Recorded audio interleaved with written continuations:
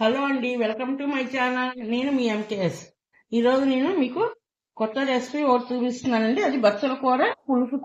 ఇంకోండి 2 కట్టల బచ్చల కూర తీసుకొని నేను శుభ్రంగా తరుక్కొని కడిగి ఇలా ఉంచుకున్నాను వాటర్లోనే.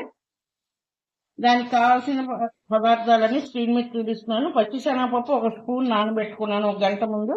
చింతపండు 1 నిమ్మకాయ సైజు చింతపండు రసం తీసుకోవాలి. కొంచెం దీంట్లో బైండింగ్ కోసం 1 స్పూన్ శనగపిండి 1 స్పూన్ బియ్యపిండి వేసుకోండి. కొన్ని ఆనియన్స్ ఇదిగోండి ఇలా వేసుకోండి. కొన్ని ఇలా కట్ చేసుకోండి, బాగుంటుంది చూడటానికి కూడా. ఒక పెద్ద టమాటా ఒక చిన్న చిన్న ముక్కలుగా చేసుకోండి. 4 పచ్చిమిర్చి. ఇవన్నీ కావాల్సిన పదార్థాలు. ఇప్పుడు ఎలా చేయాలో నేను మీకు చేసి చూపిస్తాను. ఇదిగోండి స్టవ్ ఆన్ చేసి నేను చిన్న కుక్కర్ పెట్టుకున్నాను స్టవ్ మీద. ఇప్పుడు ఆయిల్ వేడెక్కింది. దీనిలో 1/2 టేబుల్ స్పూన్ మెంతులు వేసుకోవాలి. పులుసు అనే దానికి టేస్ట్ వచ్చేది మెంతులు అండి. ఇప్పుడు కొంచెం ఆవాలు జీలకర్ర కూడా వేసుకుంటున్నాను. ఇవన్నీ కొంచెం వేగేలోపు మనం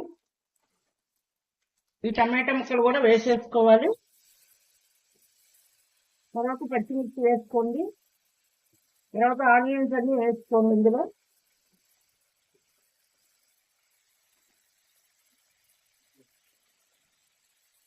ఇప్పుడు ఇందులోనే మనం నానబెట్టించిన పచ్చిశనగపప్పు కూడా వేసేయండి. ఇవన్నీ కలిపి ఒకసారి ఒక 5 నిమిషాలు మనం వీటిని కొంచెం మూత పెట్టేసి మగ్గించుకోవాలండి. కొంచెం కలర్ చేంజ్ అయ్యేంత వరకు మగ్గించుకోవాలి. ఈ ఆనియన్స్ ఇవన్నీ టమాటా ముక్కలు కొంచెం మగ్గిపోతే చాలా బాగుంటుంది. ఇప్పుడు ఆకుకూర అనేది యాడ్ చేసుకోవాలి. ఇప్పుడు ఇందులోనే పసుపు కూడా వేసుకుంటున్నాను. నేను 1/2 టేబుల్ స్పూన్ పసుపు వేసుకుంటున్నాను. ఇందులో కూడా వేసుకుంటున్నాను 1/2 టేబుల్ స్పూన్. అంతేనండి. ఇవన్నీ ఒకసారి అడిగి నేర్చి కలుపుకొని పక్కగా మూత పెట్టుకొని 5 నిమిషాలు మనం మగ్గించుకోవాలి.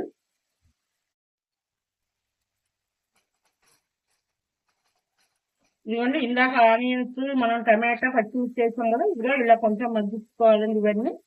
ఇప్పుడు ఇందులో నేను తరిగి ఉంచుకున్న బచ్చల కూర వేసుకుంటున్నాను.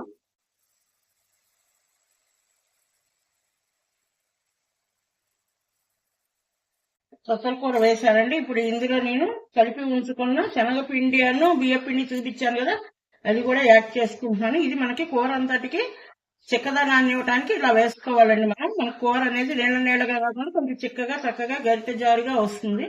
ఇదిగో చింతపండు కూడా నేను గుజ్జు తీసుకొని ఉంచుకున్నాను రసం, అది కూడా ఇందులో యాడ్ చేసుకుంటున్నాను. ఇప్పుడు లాస్ట్ లో కొంచెం కొత్తిమీర కరివేపాకు కూడా వేసుకుంటున్నానండి.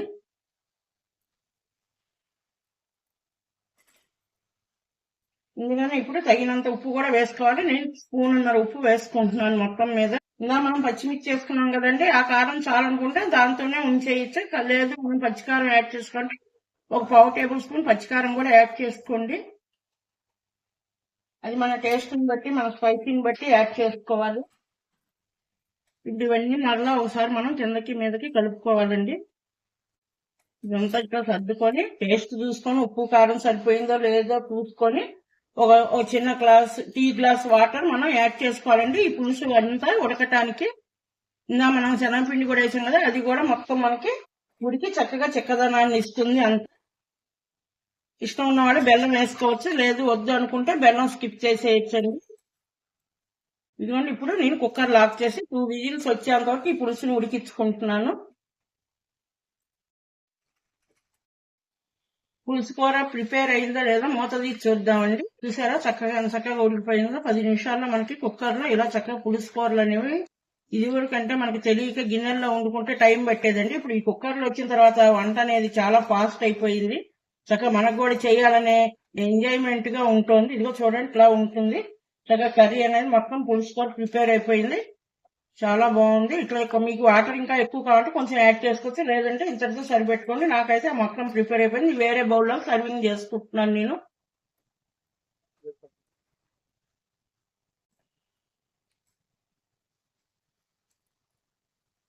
ఇదిగోండి ఫ్రెండ్స్, బచ్చల కూర పులుసు కూర రెడీ అయిపోయింది.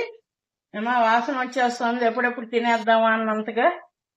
నాకు ఇదంతా ప్రిపేర్ అయిపోయింది. చక్కగా ఇందులోకి సైడ్ గా మనం 2 అప్పడాలు వెయిట్ చేసి సండే స్పెషల్ గా నేను బచ్చల కూర పులుసు కూర చేసుకున్నాను. మీరు కూడా ట్రై చేసి ఎలా ఉందో చెప్పండి, కామెంట్స్ లో తెలియచేయండి. మీ ఫ్రెండ్స్ అందరికి షేర్ చేయండి, లైక్ చేయండి.